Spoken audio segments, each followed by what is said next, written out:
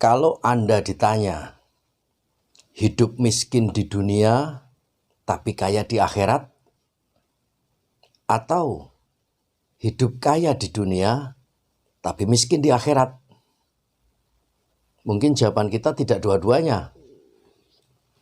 Maunya kaya di dunia, kaya juga di akhirat. Hidup serba punya, serba ada, hidup di dunia serba kaya, di akhirat masuk surga. Itu seperti apa yang diucapkan oleh anak-anak muda.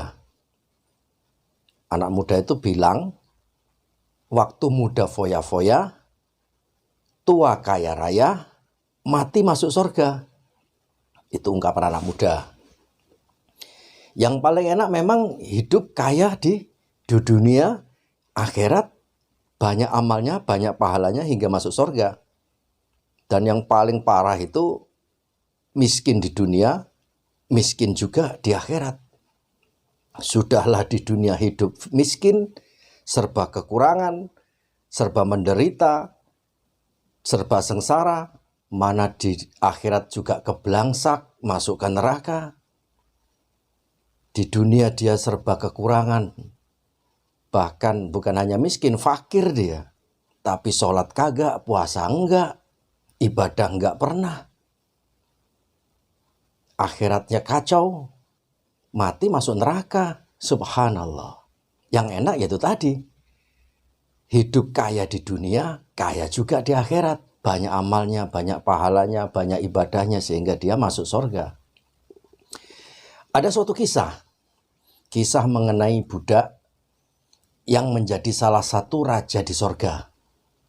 Suatu ketika Rasulullah selesai sholat, bersabda pada para sahabat, besok akan ada seorang ahli surga ikut sholat bersama kita. Mendengar seperti itu, Abu Hurairah radhiyallahu anhu, besoknya dia datang lebih awal. Nyanggong istilahnya, nyanggong itu menunggu waktu sholat.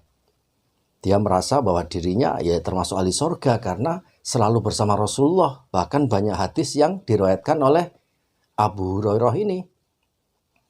Maka pada saat sholat, kemudian ada seorang pemuda dengan berpakaian yang sangat sederhana, ciri khas orang miskin, lusuh, ikut sholat bersama Rasulullah.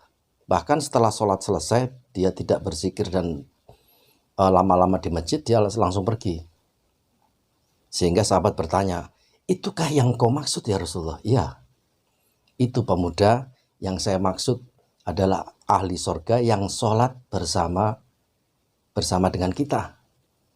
Bukan hanya dia ahli surga, dia menjadi raja dari salah satu raja-raja di surga. Ternyata di surga itu banyak raja-raja, banyak tingkatan-tingkatan manusia, dan ada tingkatan yang setingkat raja, banyak raja. Dan pemuda lusuh tadi itu, pemuda miskin itu tadi adalah salah satu dari raja-raja di surga. Sehingga sahabat bertanya, mengatakan pada Rasulullah, ya Rasulullah, sesungguhnya dia itu budaknya si Fulan. Iya, jawab Rasulullah. Lalu kalau kau tahu bahwa dia adalah salah satu raja di surga, kenapa tidak kau bebaskan dia dari budak? Kenapa tidak kau tebus? Kenapa tidak kau merdekakan ya Rasulullah? Kata sahabat begitu.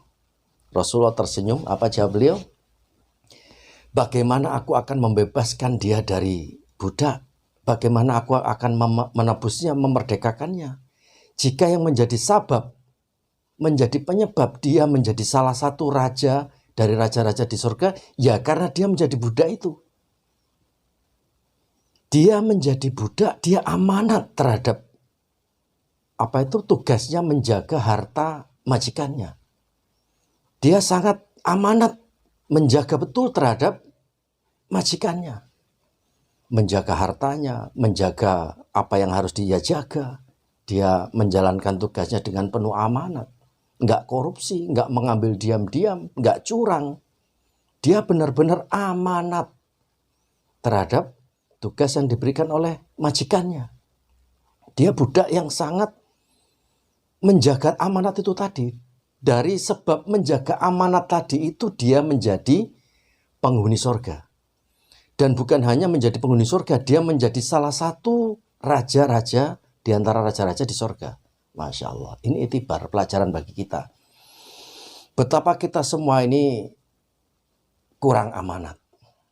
Kita sebagai karyawan tidak amanat terhadap tugas kita. Kita sebagai bawahan punya majikan, kadang kita curi-curi, minimal curi waktu, mencuri waktu, korupsi waktu.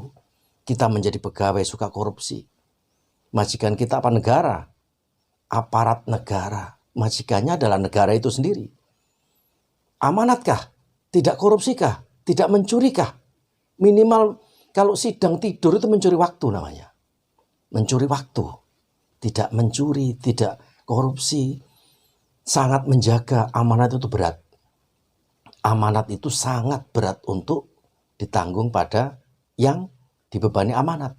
Dan kalau kita ini, Anda semua dapat menjaga amanat dari majikan, dari atasan, dari pimpinan, dari komandan, apapun itu, kita amanat. Insya Allah.